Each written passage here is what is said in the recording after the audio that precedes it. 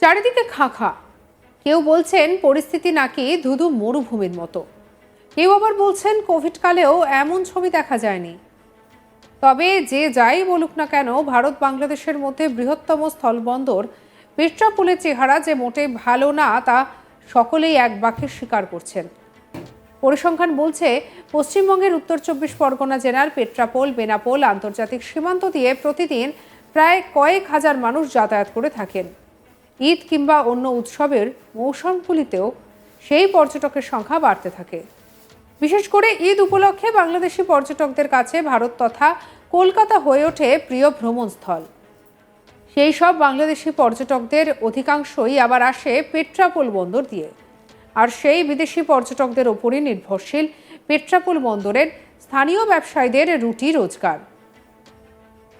পরিবহন, খুচরো ব্যবসায়ী, বৈদেশিক মুদ্রা বিনিয়োগ কেন্দ্র, ফলওয়ালা, কসমেটিক্স বিক্রেতা, ভাতের হোটেল, চায়ের দোকান থেকে শুরু করে রিক্সাওয়ালা, মুটেওয়ালা, তাদের সকলেরই উপার্জন নির্ভর করে এই পর্যটকদের আসার উপরে। কিন্তু সেই উপার্জনেই আজকে বড় ধাক্কা বাংলাদেশি পর্যটকদের অনুপস্থিতিতে। কি বলছেন ভ্যানওয়ালা বনমালী অধিকারী, শুনব। আমাদের অবস্থা খারাপ, প্রচণ্ড অবস্থা খারাপ। দিনে 100 টাকা ফুটতে গেলে খুব অনেক কষ্ট হচ্ছে। এটা কতদিন ধরে চলছে? এটা চলছে ধরেন আপনার প্রায় জানুয়ারির পর থেকেই চলছে এই অবস্থাটা। গত বছর যে ঈদ ছিল সেই ঈদে কি এরকম অবস্থা? না, সেই ঈদে না, পর্যটক ছিল না, সেই সময়টাই ভালো ছিল, সবার দিন ভালো চলেছে। কিন্তু এখন ঈদটা যে গেল, মনে হচ্ছে লকডাউনের চেয়ে উপরের অবস্থা খারাপ, বুঝতে পারছেন? তাই এইটাই হলো ব্যাপার। আমাদের বর্ডারে যত ব্যবসাদার আছে, সে মানি এক্সচেঞ্জ বলেন, আমাদের ভ্যান রিক্সা বলেন, অটো বলেন, বাস বলেন, টাটা সুমো বলেন, যাই বলুন না কেন, আমাদের দিন দাদা বহুত খারাপ চলছে। তাই এরকম যদি চলে আর কদিন পরে আমাদেরও খুঁজে পাওয়া যাবে না।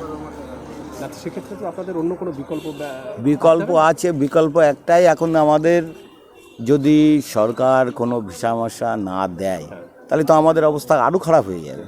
ঠিক আছে, কেন সব এই বনগাঁ সাব ডিভিশন না, পুরো কলকাতা অবধি এই পোর্টটার ভরসায় চলে।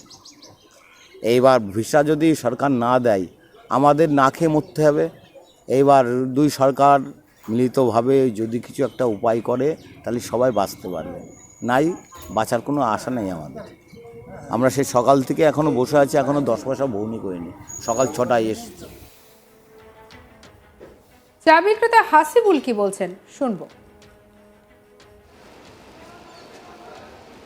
আমাদের ব্যবসা পুরো বন্ধ, বেচা কেনা নেই বলে কোনো বাংলাদেশ ভিসা দিচ্ছে না, লোকজন যাত্রী আসছে না, পুরো বন্ধ আমাদের ব্যবসা। রাস্তাঘাট পুরো ফাঁকা।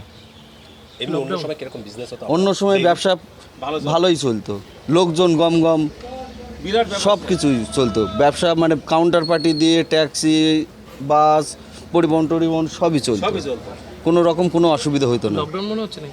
লকডাউনে তবু ভালো ছিল, লকডাউনে তাও 2-4 জন দেখা যেত। পেশেন্ট পার্টি বলেন, ট্যুরিস্ট পার্টি বলেন, যারা আটকে ছিল তারা যাতায়াত করতো, এটা নিয়ে কোনো অসুবিধা ছিল না। আগে আপনার ডেইলি ইনকাম হতো কিরকম বলুন তো? আগে ডেইলি ইনকামে এক একজনের 500-700 টাকা করে একটা রোজের দাম উঠে যেত। আর এখন 200 টাকা 300 টাকা ইনকাম করতে গেলে ক্যাশ দেখেন পুরো ফাঁকা। 200 টাকাও বেচা খেতে করতে পারিনি সকাল 5টার থেকে এই পর্যন্ত। আপনাদের কাস্টমার কারা, মানে এখানকার লোকজন না? এখানকার লোকজন স্থানীয় আছে, প্লাস আপনার যাত্রী আছে, সব রকমই আছে। সব রকম আছে, পথ চলছে। আপনিও খেতে পারেন এক কাপ চা এখানে।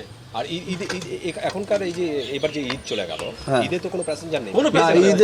ঈদে কোনো যাত্রী মনে নেই, হয়নি, ঈদ বলে মনেই হয়নি, ঈদ বলে মনেই হয়নি কিছু। বিশেষ করে গত বছরের ঈদেও যেখানে পেট্রাপোল স্থলবন্দর এলাকায় প্রত্যক্ষ বা পরোক্ষভাবে ব্যবসায়যুক্ত মানুষদের দম ফেলার ফুরসত থাকতো না, সেখানে এবার কার্যত মাছি মারতে হচ্ছে তাদের। বৃহস্পতিবার পেট্রাপোল বন্দর ঘুরে দেখা গেল এক হতাশা এবং অলসতার ছবি। ভ্যানওয়ালা থেকে শুরু করে পরিবহন ব্যবসায়ী প্রত্যেকেই লক্ষ্মী লাভের আশায় দিন গুনছেন। কি বলছেন কমল দাস ভ্যানওয়ালা, শুনবো। লকডাউনে আমাদের এরকম কষ্ট হয়নি, এখন যা কষ্ট হচ্ছে। লকডাউনে আমরা একটা প্যান্টার পালি তো 100 টাকা বললে চলে যেত, কিন্তু এখন 50 টাকা 30 টাকা দিতে তাই তাদের ফাটছে। দ্বিতীয় কথা হচ্ছে কি, আমরা গেটে পেশেন্ট টানতাম, আমি এই রোডে থাকতে, এখন আমাদের সে পেছনেও যাওয়া বন্ধ হয়ে গিয়েছে, মানে কোনো ঢুকতেই দিচ্ছে না এর ভেতরে।